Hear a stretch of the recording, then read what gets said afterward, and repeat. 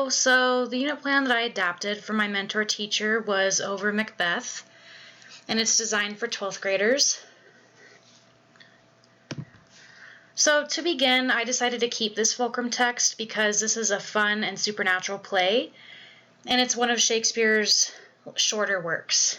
It's also important to study and read because the elements depicting the human condition are always going to be relevant, and much of our language and sayings come from Shakespeare.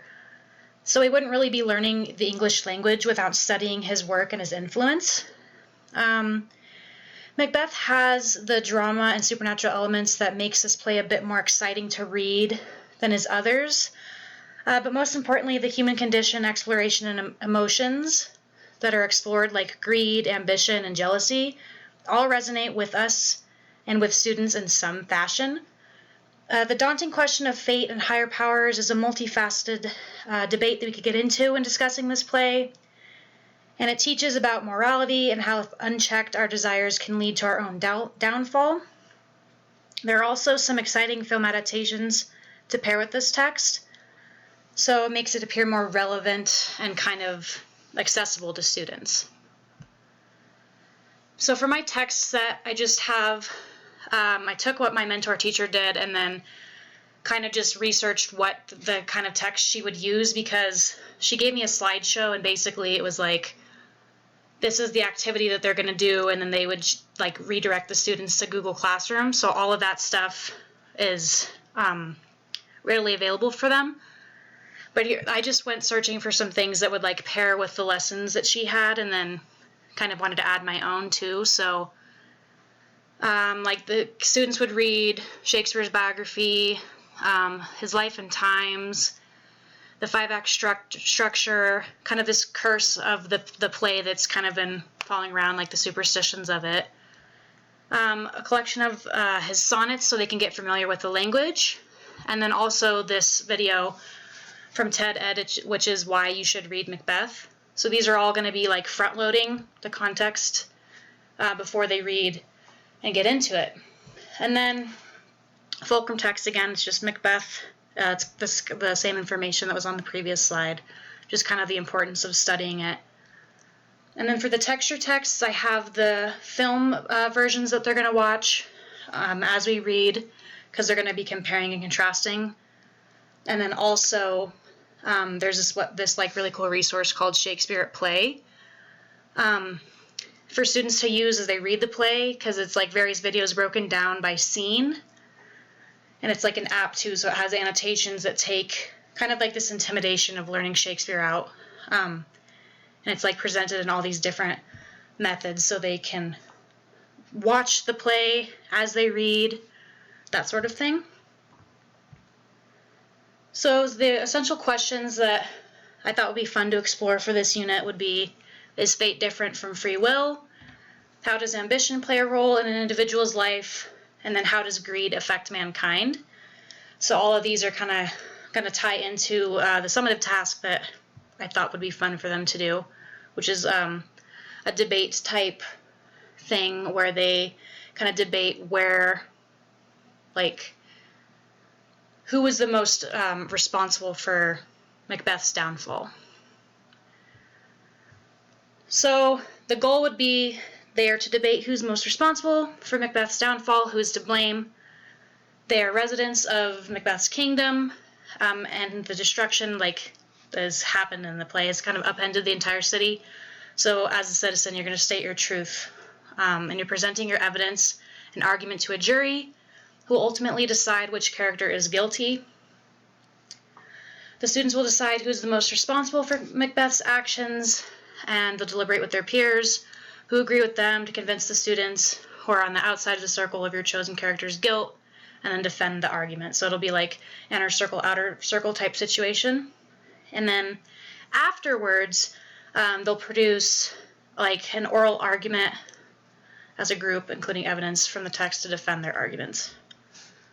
So kind of my main question is, who is most responsible for Macbeth's behavior and eventual downfall over the course of this drama? Identify who is the most consequential player in Macbeth's decline and defend your reasoning. And then some possible individuals or things to select from, and I gave a list. This particular summative task I kind of modified from what my mentor teacher had. She basically had the students answer the same question, but they were to record a flip grid, and they had like 4 minutes to compose their argument. And so I thought it would just be fun to kind of turn it into a debate and give students a little bit more time to talk, because 4 minutes is not that long in the grand scheme of things. So it would just be interesting to have it that way. It was the speaking and listening summative assessment for my mentor teacher, but I just kind of took what she had and made it into a Socratic seminar, which is like, I thought would just work a little bit better because students can have more voice and ownership, and they can all share their ideas with each other. And then after the debate, I'm going to have students write just like a short reflection on what side had the most compelling argument and why. And this will also kind of be a summative, just kind of taking what they learned from the Socratic seminar and putting it onto like a reflection. So it's kind of the same assignment, but it would just be the speaking portion would be the debate itself, and then the writing portion would just be their reflection on it. And this summative task relates to the central question before, which is free will different from fate? So for the weekly overview, I looked at what my mentor teacher had, and I took most of her ideas, and then I kind of just included like some strategies that we could incorporate as well, and then I paired it with some standards that would cover those activities. And her original unit plan was like 9 weeks long, so I wanted to cut it down to like make it more of like a 5-week unit, just because I think it's a little bit more accessible that way, because if students don't like the play, like, I'm going to try to make it as enjoyable as possible, but if they don't particularly like it, or Shakespeare, like getting through it for 9 weeks, it's pretty grueling if they're not into that. So like I think 5 weeks is just a little bit more accessible. The reason for hers being so long is just because she was front loading a lot of Shakespeare and the historical context and the language and everything, which is very important, but I feel like by senior year they're already going to be exposed to Shakespeare, so like I'd rather have more time to read the play than like 2 weeks, just 2 weeks of front loading. I think it's a bit much. But basically, like, we're just going to kind of start off with introducing them to Shakespeare. My mentor teacher had Macbeth stations, so it's like these stations that they'll walk around the room with like different artifacts, like it might be like articles or videos or something, and it's like all elements that are going to be found in Macbeth. So it's just like a fun like station thing that they can do for like 2 days as like a front loading activity in like groups of 4. And then they'll like break down the sonnets, and then they'll like translate them into English to see like how well and how comfortable they are with the language. And then like we'll begin reading probably the second week, and we'll start with Act 1, and then we'll just read. And as they're reading, they're going to read on Actively Learn, which is this really cool resource that they can follow along with the play and then listen to like an audio reading of it. That's what my mentor teacher used, and it seemed to work really well. She wouldn't use it all the time. We would probably do like, sometimes we'd be on Actively Learn, sometimes they could read in groups if they want, or we could just directly watch the play and follow along in the books. But that's basically the weekly overview of week 1 and 2. And then there'll also be like short quizzes on each act, because that's what my mentor teacher did. And I just kind of like that, just to kind of keep the kids accountable for the breakdown of the plot and everything that's going on, just so they can keep track of everything that's going on in the play. And then for the weekly overview of week 3 and 4, we would start like taking these larger passages and like interpreting them in small groups. So like, for example, she had a activity of interpreting Macbeth's hallucination. So we would do that in small groups. There's a symbolism activity with a partner, so that would be a formative assessment. She's decided to skip Act 2, Scene 3, because it was kind of triggering for her, and like I'm okay with skipping that scene as well. So I would just give students a kind of overview, summary of it, and then this is what happened, and then move on. And then she also had this really cool scene comparison activity as a formative assessment, because one of the summative assessments for her unit plan was the students would write a comparative analysis essay on what was like similar and different in the film versions. I just didn't really want them to write an essay for the summative. That's why I just decided to convert it to a debate, and then like it's just like a short reflection piece at the end. But I still like this idea, so I would have that as a formative assessment for them to see how different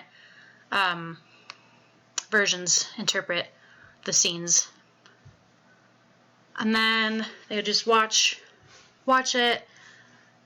We would talk about the Great Chain of Being. I kind of just took what my mentor teacher had and then kind of broke it down into more digestible chunks, because I had to cut it down to more like 5 weeks. So then this is the last couple of weeks. Week 6, it's not really a full week. It's just kind of 2 days of like working on the reflection paper and then watching the whole 2015 version, kind of like as like a celebration of finishing the unit. And then like right here is where the seminar would take place. So some differentiation that I would provide. I would provide different types of content by setting up learning stations, as I talked about before, with the Macbeth stations. They can rotate between stations that involve watching videos, creating artwork, reading articles, completing puzzles, etc. And then I would always like try to pair ELL students together with one another, because it's just they can learn from each other and help each other out. And like one student being more advanced, technically like ELL, to help the other. And we could use task cards for the students to answer questions and talk their thinking out with their partner. And then for like the individualized instruction, I would monitor the pairs and kind of address knowledge gaps when needed. And then I also really like just journal entries at the end of the class to kind of incorporate that in as like a closure type thing, to help students summarize like key points that they've learned each lesson. That's a place where they can ask questions, what they don't understand, and like it allows them to connect the lessons that they've learned into real life scenarios as well. And so they're a great way to incorporate reflection and metacognition into student learning. So I really like the idea of having them having a set amount of time every day to work on these at the end of class. And then like maybe every week or 2 weeks, I could collect them and just kind of read them over, see where everybody's thinking is. It wouldn't be like an assessment type thing. It'd be more like a completion activity, but it would help me gauge where they are. And then for the closure of the unit plan, I would just have student interviews at the end of the unit, and I'll pull each student aside and ask them what their favorite lessons or experiences were from the unit, what their favorite activities were and stuff, and also kind of what they want to see change or improve for future lessons and units, so I could take this and improve it and always refine it at the end. So taking what they liked about it and taking their suggestions and then going back and adding that to my unit plan. So yeah, that is the Macbeth unit that I adapted from my mentor teacher. It was a lot of fun to watch her teach Macbeth. It made me very excited to teach Shakespeare as well. I can tell that there's a lot of passion there, so I hope to incorporate that into my teaching as well. Thank you.